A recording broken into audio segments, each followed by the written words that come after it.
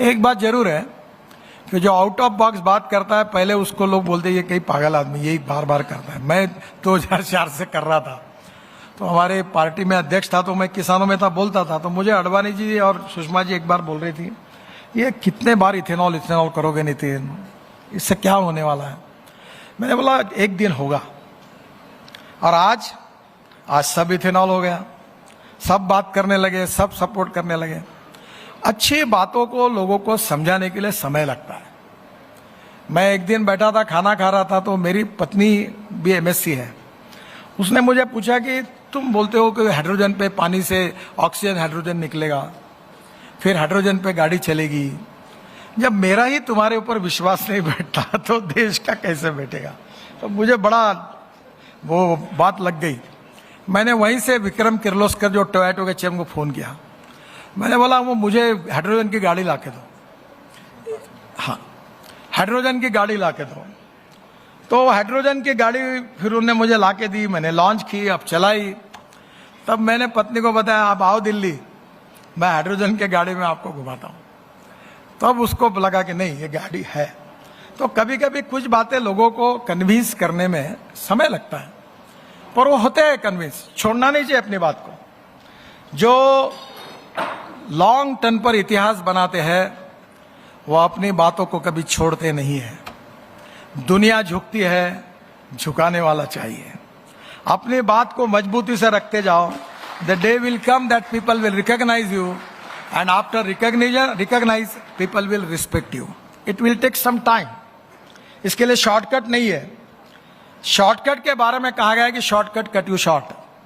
तो मेरा आपसे अनुरोध है कि ये सब जो इनोवेटिव आइडियाज है, मैं जब रूरल मिनिस्टर था तो मैंने एक आइडिया मुझे डॉक्टर अब्दुल कलाम साहब ने दी थी, और मैंने उनको बुलाया था इनॉग्रेशन के लिए।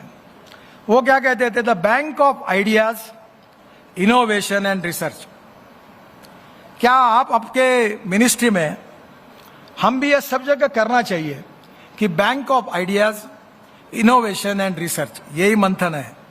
अभी मैंने स्टार्टअप को हमने अभी डिक्लेयर किया, उनको अवार्ड दिए, और मैं आपको बताता हूं इतनी अच्छी अच्छी आइडिया है कि जिससे हमारी कॉस्ट कम होगी, नए नए मटेरियल हमको मिलेंगे, नई नई टेक्नोलॉजी आएगी, कॉस्ट ऑफ कंस्ट्रक्शन कम होगा, क्वालिटी ऑफ कंस्ट्रक्शन अच्छा होगा, मास रैपिड ट्रांसपोर्ट इलेक्ट्रिसिटी उसमें अच्छा काम होगा, लोगों का जीवन सुसह्य होगा। और प्रधानमंत्री ने जो कहा था आत्मनिर्भर भारत, जो दुनिया की, वर्ल्ड की नंबर 1 की इकोनॉमी हमको बनाना है, इसमें सबसे बड़ी जिम्मेदारी आपकी है। Water, power, transport and communication, 4 बातें नहीं होगी तो इंडस्ट्री और एग्रीकल्चर का प्रोग्रेस नहीं होगा, और इंडस्ट्री नहीं होगी तो कैपिटल इन्वेस्टमेंट नहीं आएगी, इंडस्ट्री नहीं आएगी तो एम्प्लॉयमेंट पोटेंशियल खड़ा नहीं होगा, रोजगार निर्माण नहीं होगा। और इंडस्ट्री बनानी है, टूरिज्म डेवलप करना है, तो road, water, power, transport and communication आवश्यक है।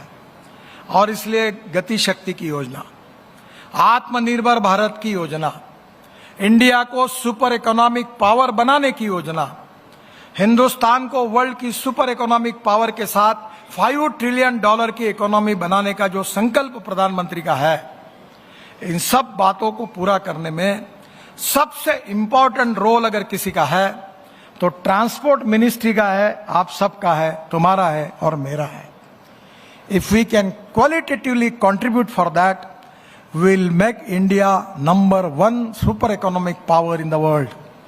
और इसी का मंथन, इसी का चिंतन, इसी का फ्यूचरिस्टिक प्लानिंग, इसी को फ्यूचरिस्टिक टेक्नोलॉजी इनोवेशन का अध्ययन, और अध्ययन करके केवल थियरी मत करो। जो मेरे स्कूल में एक बार एक बच्चा था, वो फेल हो गया, तो मैं था, तो हमारे क्लास टीचर ने उसके माता पिता को बुलाया, तो उसको बोला कि ये तो दिन भर अध्ययन करता है, घर में स्टडी करता है, ये फेल कैसे हुआ। तो टीचर ने बोला तो इसको तो कुछ भी नहीं आता। तो उसको बुलाया कि तू क्या करता है, तो बोले मैं स्कूल में सब रफ में लिखता हूं और घर में जाके फेयर करता हूं। ये ऐसा रफ से फेयर करने का काम मत करो। Don't waste your time. You should have the vision for creativity. You should have vision for making some new things. You should have vision for making something contribute for society and for the country which is remarkable, historical and revolutionary.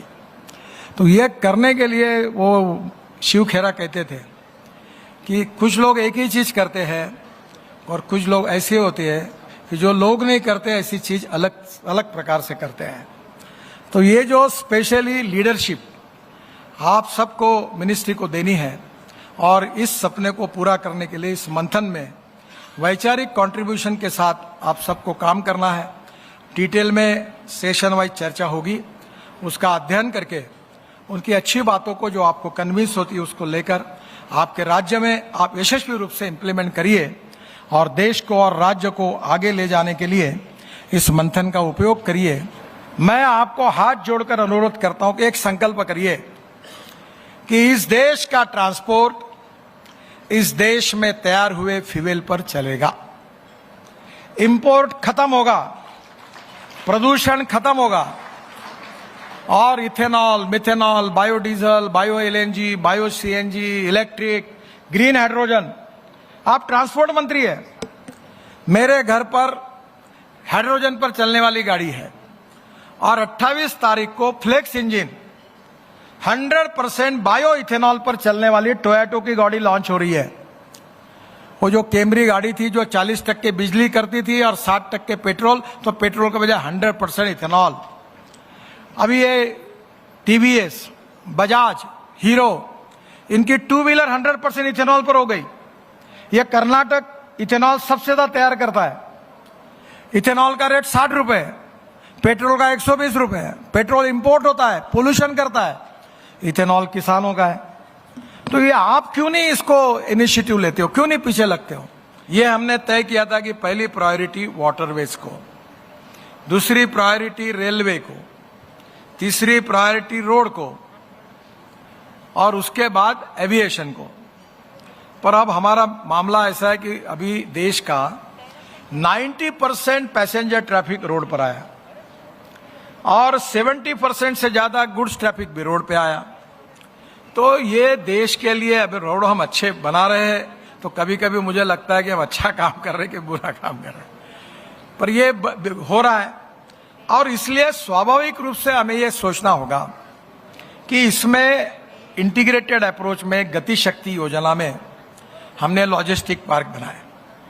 फिर इसमें एक है कि पानी पे अगर हम चलते हैं तो उसका खर्चा 1 रुपया है, फॉर एग्जाम्पल। रेलवे पे जाते हैं तो 6 रुपया और रोड पे जाते हैं तो 10 रुपया।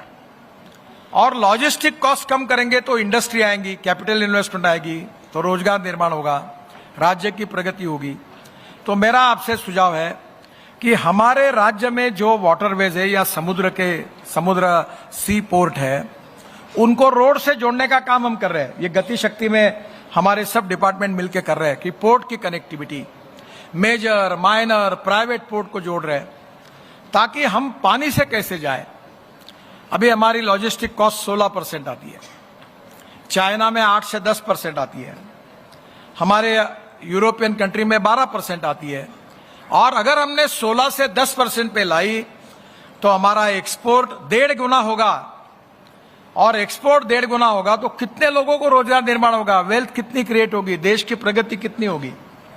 और इसलिए ये जो इंटीग्रेटेड अप्रोच है जिसमें भारत सरकार में गति शक्ति बनी है, मैं आपसे सुझाना चाहता हूं ट्रांसपोर्ट मिनिस्टर्स को, पीडब्ल्यूडी मिनिस्टर को, क्या आपके राज्य में इस प्रकार के इंटीग्रेशन की कोई योजना आपने बनाई क्या?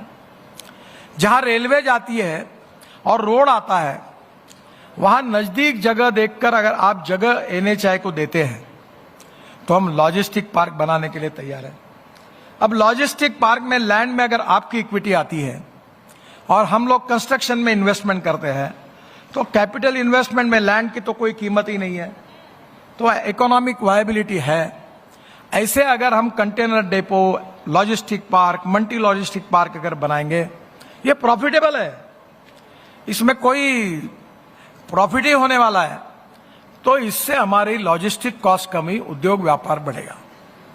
हमने पर्वतमाला सीरीज लाई है कि ropeway, cable car, funicular railway अभी बहुत इसमें टेक्नोलॉजी आई है शहरों के लिए, mass rapid transport on electricity, pollution कम हो। 165 प्रपोजल आए पर्वतमाला में। अब हम वो काम कर रहे हैं। आपके पीडब्ल्यूडी और स्टेट मिनिस्टर्स आपके यहां से ये प्रपोजल भेजे तो क्या नहीं हो सकता। मैं हिमाचल और उत्तराखंड और हिमाचल के मुख्यमंत्री जी को मैंने चीफ सेक्रेटरी को बुलाया और मैंने उनको कहा कि इसमें economic viability public private investment के लिए नहीं आती, तुम एक सहयोग करो। तो बोले क्या करना चाहिए। अभी उत्तराखंड जी के टूरिज्म मंत्री बैठे हैं, उनको भी मैंने कहा, मैं बोला आप एक काम करिए, आपको कोई पैसे देने की जरूरत नहीं, आप केवल लैंड एक्वायर करिए, वो मुझे दीजिए। अब फॉरेस्ट इन्वायरमेंट से इसकी परमिशन भी लेने की जरूरत नहीं करके कानून है, और उसमें कोई रेस्टोरेंट बनेंगे, कोई वहां का हैंडलूम हैंडीक्राफ्ट बेचने की दुकानें बनेंगी, पार्किंग प्लेसेस बनेगी, होटल रेस्टोरेंट्स बनेंगे, और वहां से ऊपर जाकर ये रोपवे केबल कार चलेगी। इसको बिजली लगती है, तो अब वहां हाइड्रो पावर बहुत है।